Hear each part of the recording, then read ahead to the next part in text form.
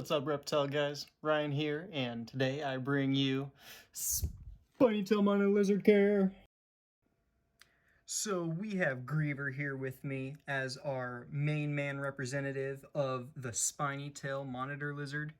He is a red ACKIE, otherwise known as Varanus acanthoris. He is probably as big as he's gonna get, but there's a chance he could get a little bigger, clocking in at 2 feet long. This guy right here is truly a raptor with the appetite of one indeed. He loves to eat, climb, dig, and be absolutely crazy and a little madman like Ninja Boy. He's got a certain condition that might be associated with lots of energy. Could be a species-wide thing. But yeah, Griever, my ACKIE monitor. So today we're gonna go over all of the care there is with these guys. We're gonna be talking about lighting, substrate, furniture, food, handling. Is that it? Yeah, I think that's it.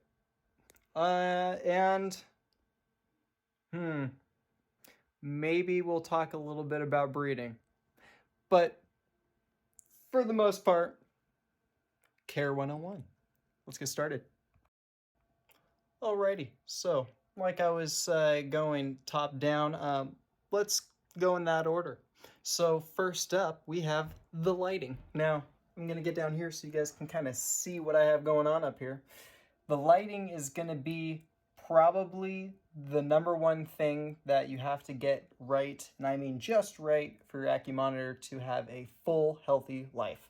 And, well, you're going to essentially need 2 different light bulbs, and then if you reach a certain temperature and a certain UVB percentage, well, you'll hit gold. So those 2 being the temperature right around 150 to 140, 130-ish, if you want to be generous, because these guys are actually seeing temperatures upward of 160 degrees Fahrenheit in their natural range. Australia has rocks that can get that hot. So we're replicating the wild here. We're going to do even better, if I might try. So we're going to do a lava rock that actually is darker and retaining heat a lot better than some other minerals. I have that directly under this heat bulb. This heat bulb is a 160 watt. This is very hot. It's a red lamp meant for chickens. It's a heat lamp actually meant for heat. So I have this light maybe 2 feet from the basking point it's set on right there, and that, well, I'll show you guys right now what temperature it's exactly reading.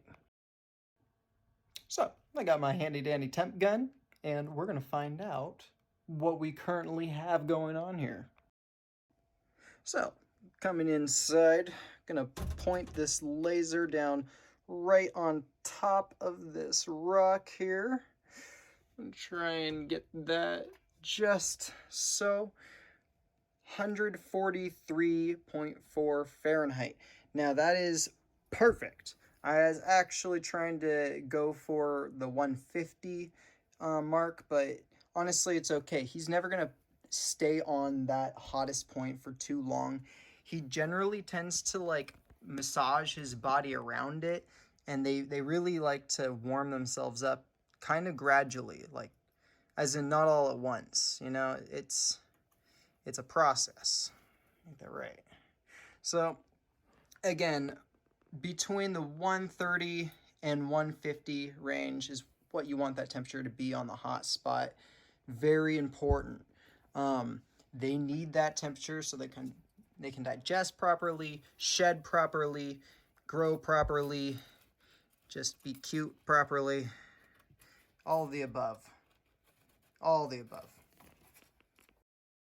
And then to the UVB Spectrum, I just have a 10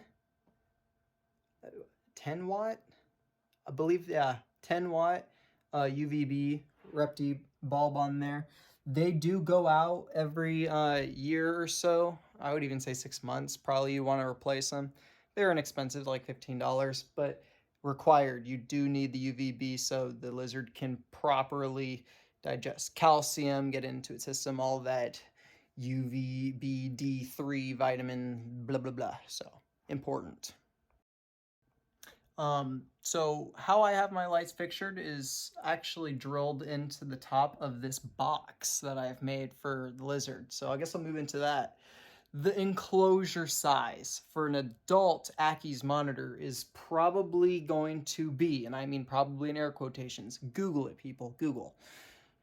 I have a 5 foot by 2 foot by 3.5 foot tall box. This is the ideal space you want for an adult.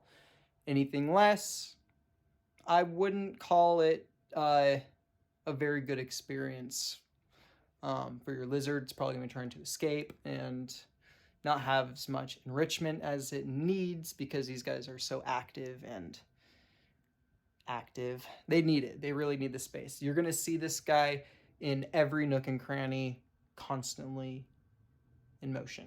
Just bigger the better. Bigger the better. But yeah, no, the height is mostly so he can't jump up and hit those light bulbs, because he would if he could. So I actually have this highest point right here, this cinder block cube, just low enough to the point where he can't jump up there and actually climb on the light bulbs or burn himself on that one hot one. So very important. You want height, and be mindful of your lighting.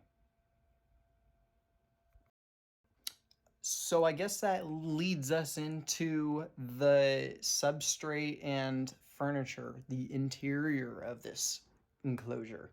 So you're going to want lots of enrichment, and I'm serious about that. You're going to want as many things that you can get for him to climb on, run on, jump on, play on, be on, as you can get in there, because they love it. They love it. So cinder blocks I found were great. These guys love rocky texture. They like to get those nails into stuff and climb. You will see him vertically just upside down hanging on these things like a lot, and then just climbing up them, because they do that in the wild, you know, with actual boulders and stuff. These are squared, so it's not quite natural, but they do the job. They're not hurting him. Cinder blocks. Clean them off first, but you can get them at Home Depot for like $2. Perfect. And then the sticks, well, the sticks, you're going to need to get those at the reptile store, or you can find some living sticks, cut them yourself, get them to the size of your oven, stick them in your oven for like 4 hours at 300 degrees, and perfect. You'll have some wood for your guy to climb on. But keep in mind, they actually will move them. Like, he destroys everything in a matter of weeks. So seriously, like every few weeks I have to rearrange all these sticks because he knocks them over. Heads up. So moving on to the substrate, that's actually going to be a mixture of a few things. I have Repti Jungle mix. It's got a few different types of soil in there that are safe for reptiles to not only ingest if worst case scenario, but it's okay for them to like dig in, inhale dust particles, all that jazz. But it's mixed with reptile clay that was broken up almost to like a sand texture. I didn't want to get actual sand because so many bad reviews on sand. But regardless, that clay, sandy stuff mixed with the Repti Jungle, Eco Earth, and I think that's it. No, like plant, like fertilizers or anything like that. Just reptile soil with that clay, the reptile clay. All reptile stuff. I'm not going to give brands because I don't remember the brands, but you can find them at the reptile stores or at your Petco or online. I don't sell them. It's on the internet. It's on the internet. That, though, also has to not only be on the bottom here. You can leave this, you know, just, I have probably the entire area of the bottom here, maybe 7, 8 inches, 9 inches buried. But it's all dry, you know, they like it very low humidity on the substrate of the majority of the enclosure. Now I say the majority of the enclosure because I have a humid hide. This humid hide has a lid on it. It's a plastic tub. It's actually pretty big, with stagnant moss mixed in it and the eco earth. But I also so regularly put water and mix it up and keep it wet because he digs in there, and they have to moisten their scales every so often, and it's very important for their shedding process to get that moisture every so often. So definitely include the humid hide. But as far as the rest of the enclosure goes on substrate, you can leave it dry. I mean, I spray it down every so often just because it's good morning times, but you really don't need to make the entire enclosure any more humid than our humidity levels, because they're dry lizards. They live in the Australian, Queensland desert. It's a very arid, rocky place. Dry lizard. All right, so we'll get up close and personal to Griever here because we're going to talk about his diet now. Now, the diet is probably the most special, important, favorite thing of this lizard. They demand a picky diet. I would say it's not like they only have a few options. It's just that they have to have options, if that makes sense. Among those options, we have cockroaches, crickets, mealworms, superworms, hornworms, waxworms, and locusts. Any invertebrate insect like that's available on the pet trade sites typically will be good, but you're going to want to have all of these in moderation. Try to have mealworms and superworms in the most moderation because they're very fatty and just fatty, waxy. Same with waxworms. More of a treat type thing. Now, in addition to insects, which is probably 80% of their diet, you feed them every other day their fill, which is the equivalent of like 3 or 4 large 2-inch orange-headed cockroaches, which is what I feed him. I breed those. You could feed him egg, rarely, like once a month, a little raw egg or even a little cooked.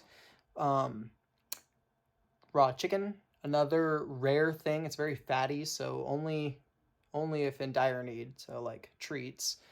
And then I fed mine smoked salmon before. He loves that, which is interesting. Smoked salmon, they like it. But yeah, raw stuff. You're not gonna want anything processed with people food stuff on it. It's just raw meat. And then you can feed them mice, which another treat. I would feed it like a mouse a month, or not even that, like a mouse a year.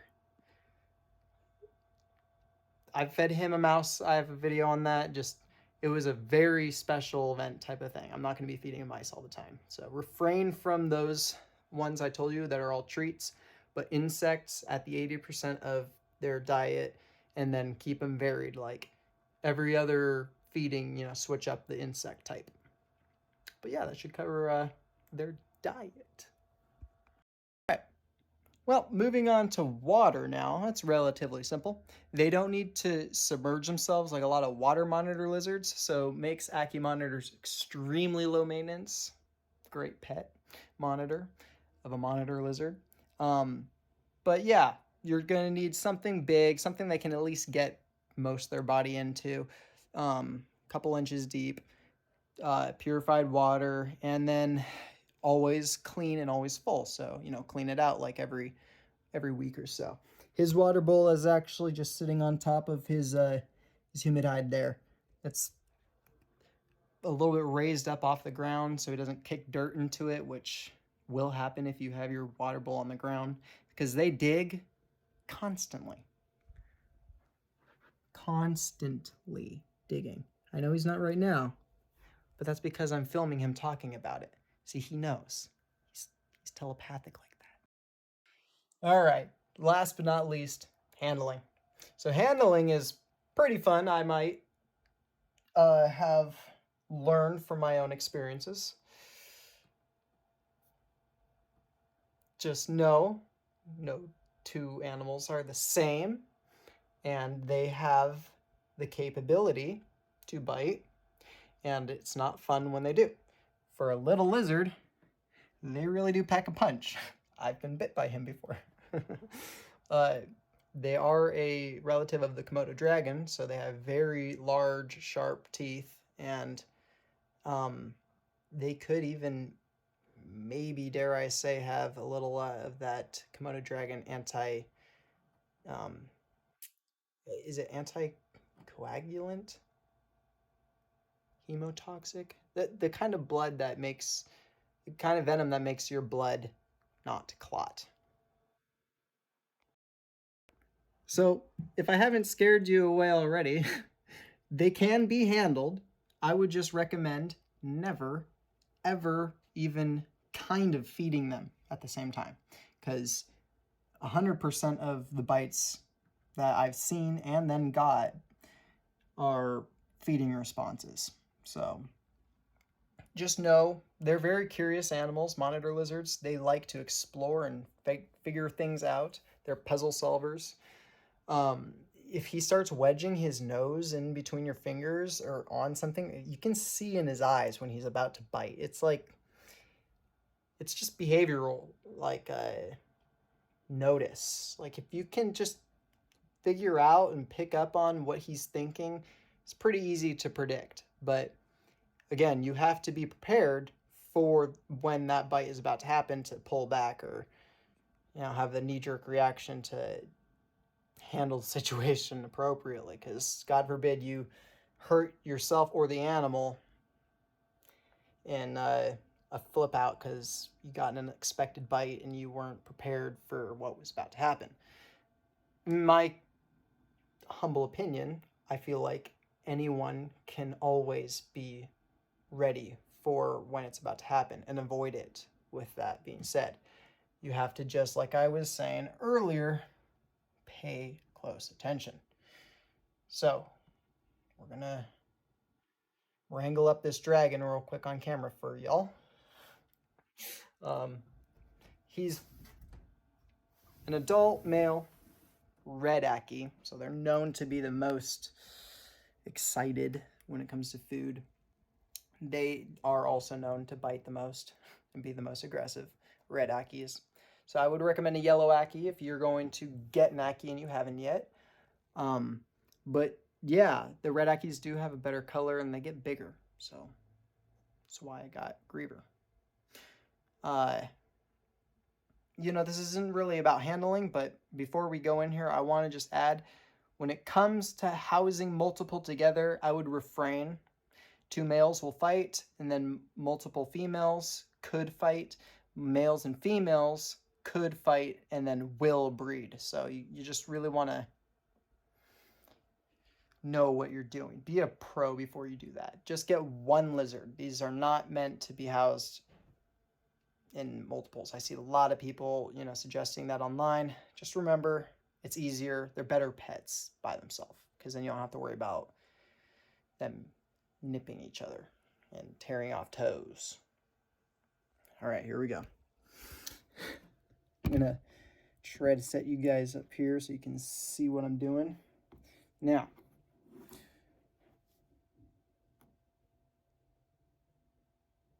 I'm not the crocodile hunter, but this could be a scaled down version.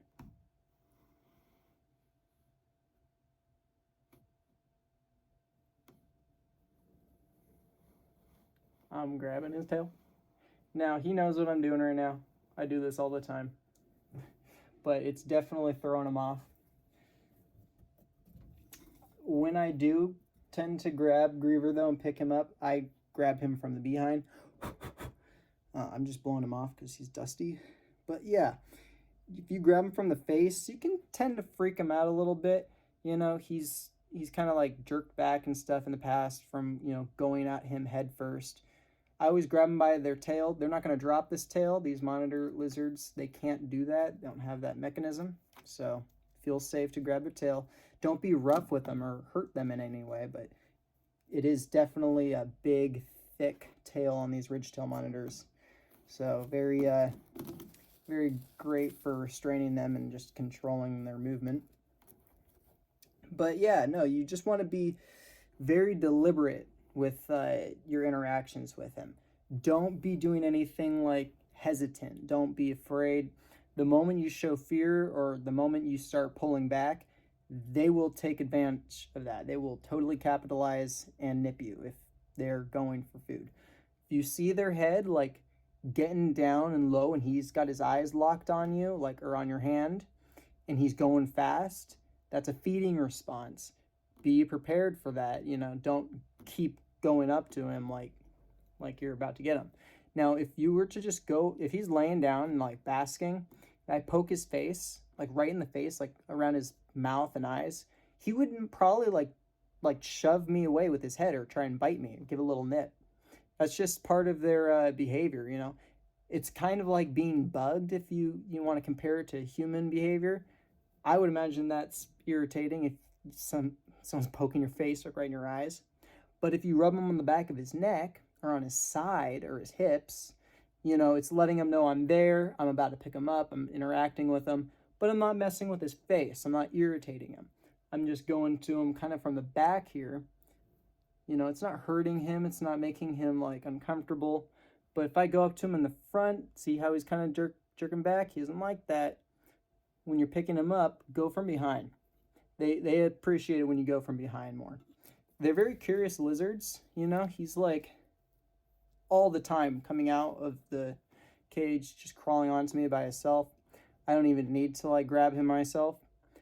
So just be aware that they kind of like having control of like moving around.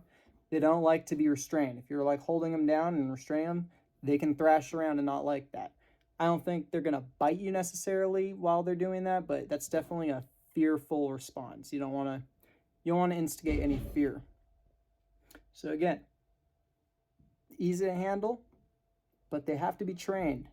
Babies are not going to be this puppy dog tame like an adult that's adjusted and used to me. He's had multiple owners. Like Griever is definitely trained, per se, as much as you can train a lizard. But yes, a baby, if you're going to raise it up, it's going to be way more skittish. It's going to run from you. It's going to probably try to, you know, have that threat fight response if it's scared enough. So it's just going to take time getting used to you and interacting over the years, slowly building that relationship with the animal. And then eventually, well, guys, I think that covers ACKIE Monitor Lizard Care 101. Though they do live up to 20 years, and I thought I'd throw that in here because if you can care for them and meet all of these husbandry requirements to a T, they could live 2 decades or longer. And that's a pretty good lifespan for a lizard. So just remember, you're all they have. Go all out. They will appreciate you. I hope you guys enjoyed. Make sure to like, sub, and share. Keep flying your dragons, and I will see you all on the flip side.